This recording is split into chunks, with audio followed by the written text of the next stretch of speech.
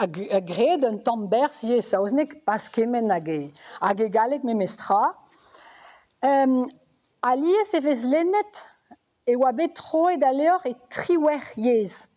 Triwer a zo. Kalz memestra. Setu meus klasket roudou deus a leorioù troet, donc ket a vechou moa lennet troet e chinaek e liezou a bep seurt, setu bon. Bon, eguirionez e oz, ne ket guir, ne ket bet troet e kemese a yezou, troet eo bet e brezhounek evel just, mais skrivet war memes tro e brezhounek, troet e saouznek, troet e galicianek, hag an daou benat kenta, a zo bet troet e japanek. Met ne vezo gant un den a oa deud ar CRBC, evidon neus e un den de c'helenner deus bro Japan, neus troet pen kenta a leur an daou benat kenta. Damzonj ar jonj eo bet troet e mosse e barz ur berniezou, a zeu sur a valar deus un dral, a zeu deus tout ar beajou a zo bet greet gant Elias evit bruda e leur. Peogwir ur vech greet e brochal, Elias a zo bet pedet un tammig e pepler, evit komz divar ben machalor, amañ e barz... Amañ ganin...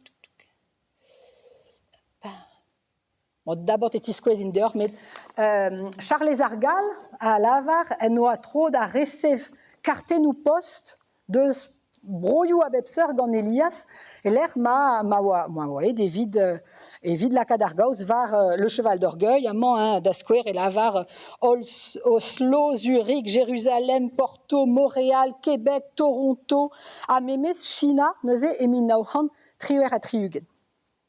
Neuze epad bloavechou goude le cheval d'orgueil, en eus ranket Elias, kret a braz e brai a blije dean, mais mont da fouet a bro, evit mont da ginnig e leur un tammig e pepler hag bez a pedet un tammig e pepler.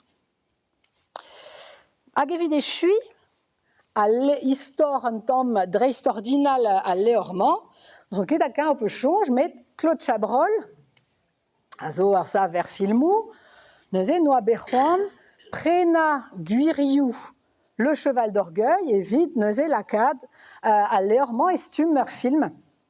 Amañ meus laket Jacques Dufillo eo a zo amañ gant diliat brovi gouden a c'hoarie neuze tad koz Elias e barz le cheval d'orgueil gant Chabrol.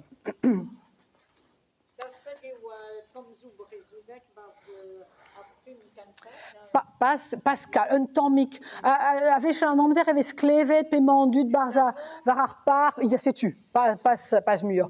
A ben ar fin, a leur a zo bet advouechet e brezhounek an nebeut bloavechou zo, il a été doublé en breton, neuze advouechet eo bet, a kalz gwelloc'h eo a ben ar fin. Ben ya, a ben ar fin e brezhounek gant displeget gant brezhounegerien, e ben ya, kalz gwelloc'h eo eget ar stummañ oa ket... Farsus eo war internet e vo tu d'ur gwelet tammou filmou a zo deus tud o deus betro da velet ar film. Si tu deus un tu evez gwelet ur vaouez gant ar c'hwef a tout, me zo bet plijet kenañ gant ar film a tout, a deus un tu al, tu dal o klem, non, ne ket bra... Bon, setu, mais setu... Farsus eo gweledie, penanz eo bet digemeret da c'houde ar film, hervez an dut, hag... Met mo peus tro da velet, sellet ouz ar film e brezhounek, damzonj eo gwelloc'h. Pevarugen, min naoc'han pevarugen, setu, ya, buantre goude embanadur a leur. Hag Elias a vez gwelet e barz ar film, mo peus tro da velet ar film e pad ur mare bennak e vez gwelet o c'hoari boulten pe setu e barz ar filmier. Setu Elias neus kemeret pers e barz an istor zeier. Neuze setu un istor pli juskenañ, brao kenañ, Elias d'ar mareze a zo anaveze de pepler, pedet de pepler, gant Elias en eus gwerzet d'ur bern leorioù, Mais Petra Juarvez, daoust hag on peut jonge deus ar pezar Juarvez e 1977 atriugen, 1977, marteze war dirag en télé, un abaden gant Bernard Pivot, dans son ket hag on peut jonge, mais apostrophe, sais-tu? Abaden, hop, neuze. Sais-tu, et minao c'han neuze daouvloaz goude, et te hermez a leorman, gant Xavier Graal, diskouezet amant avec golet justu, matre la réponse au cheval d'orgueil. Sais-tu?